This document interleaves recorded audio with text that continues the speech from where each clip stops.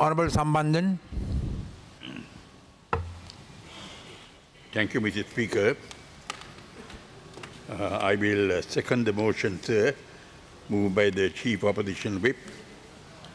And may I have your indulgence to say a few words.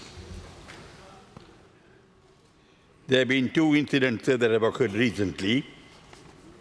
One in Ampara a few days ago, and the other one more recently in Kandy.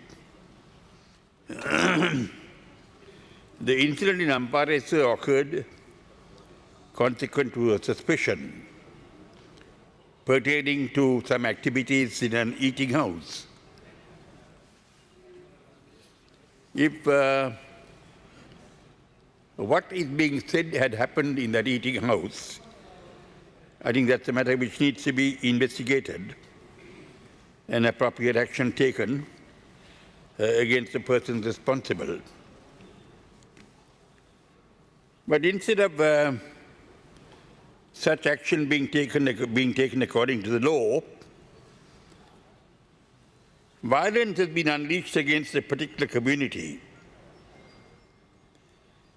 Eating houses have been destroyed, a mosque has been damaged, other business establishments were damaged. Large crowds engaged in these activities. They went to the scene of these activities on a large number of motorcycles and a bus and engaged in such violence. And it appears that the police station was not very far away, but these people seem to have been able to engage in all these activities and get away from the scene without their activities being stopped in any way by the law enforcement authorities. A few days later, consequent to an accident where youth had been injured, some other youth of the same community as the injured youth has set upon the driver of the vehicle responsible for the accident and apparently severely assaulted him. The youth so assaulted succumbed to his injuries in hospital. And consequent to the death of these youth, who happened to be from the majority community, a large number of shops, 4 mosques, a large number of houses, and members of a particular community have been attacked.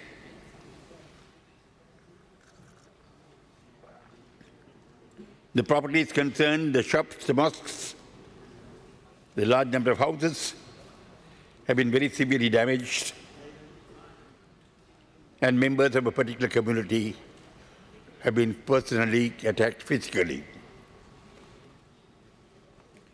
I'm informed that one person was killed as a result of being caught up within a fire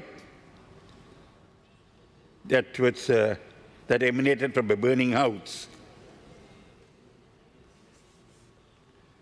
Such incidents have occurred in the past too. But for some time now, particularly after the change in government, we did not hear of such incidents. And I want to say, sir, that the occurrence of such incidents is clearly unacceptable. It is indicative of a sense of impunity. People seem to have the confidence that they can engage in such acts and that the arm of the law would not reach them, that the rule of law would not be enforced against them. It is not sufficient, sir, for some action to be taken after the incident is over. The role of the law enforcement authorities is called into serious question. I want to pose the question, sir, as to whether we have reached a stage when people think that the law enforcement authorities can be taken for granted, and that the law enforcement authorities are not a deterrent to whatever activities they are engaged in. Non-observance of the rule of law, sir, can only result in chaos in governance. I don't wish to exacerbate the situation, sir, by making any remark that may not be moderate.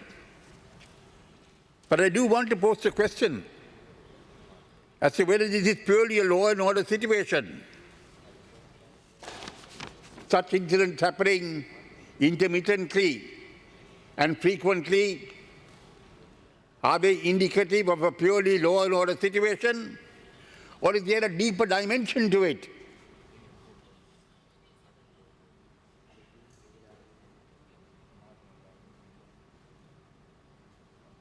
To what extent is the role of the state responsible from the point of view of the deeper dimension? Are all the citizens in this country treated as equals? Do all of them have justice on the basis of equality under the present structure of the state? Does not the structure of governance in this country, as the state is presently constituted, have an impact on the behavior of different citizens belonging to different communities? Do people of a particular community have the feeling that they are superior and others are inferior? That the other hand, the other persons are second-hand citizens, second-class citizens, while they are superior citizens? And what is this attributable to? It is not attributable to the nature of the state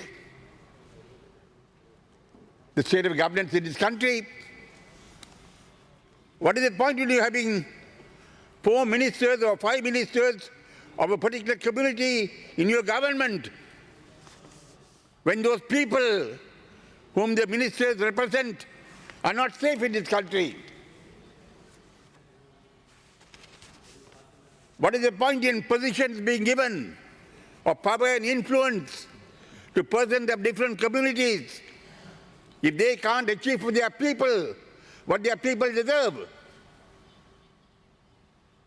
And if that is not achievable under the present state structure, under the present system of governance, there must be alterations and amendments, advancement of the system of governance to enable all the people in this country to feel that they are equal, without any one community feeling that they are superior to the others. It is my submission, sir, that such incidents are not purely a law and order situation. There is a much deeper dimension. Some people feel that they are superior, and that the others must submit themselves to such superiority. This must be eradicated, sir. And I think that is the prime cause of the trouble.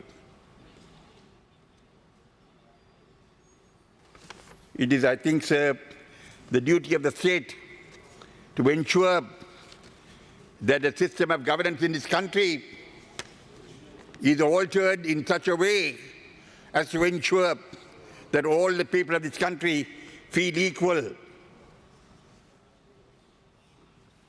Such incidents have an impact on the country as a whole. Our country is facing numerous difficulties. on the human rights front, violations of human rights laws, violations of international humanitarian laws, on the question of the ascertainment of truth, on the dispensation of justice, on the question of accountability. Our country is facing numerous difficulties in the international arena. We are called upon to answer many questions. Our economy is in a perilous state. The country must come out of all this. The country must be redeemed from all this. We have brought this situation upon ourselves by not doing what we needed to do at the right time. If what had to be done was done at the right time, this country would not have come to this situation. This country would have been a very advanced, developed country like Singapore or Thailand. Other countries are moving forward. We are moving backwards. That is what is happening in this country. This situation must change.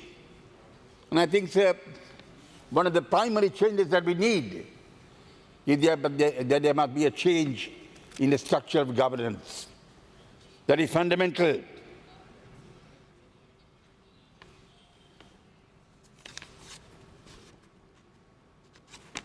So that's why I would respectfully urge that while the law enforcement authorities do pull up their socks and ensure that all citizens of this country are treated equally, we also need to address the more fundamental issue of the structure of governance in this country being altered in such a way that you serve the needs of the people in the way the people desire, not merely by conferring positions of power on a few individuals. Thank you, sir.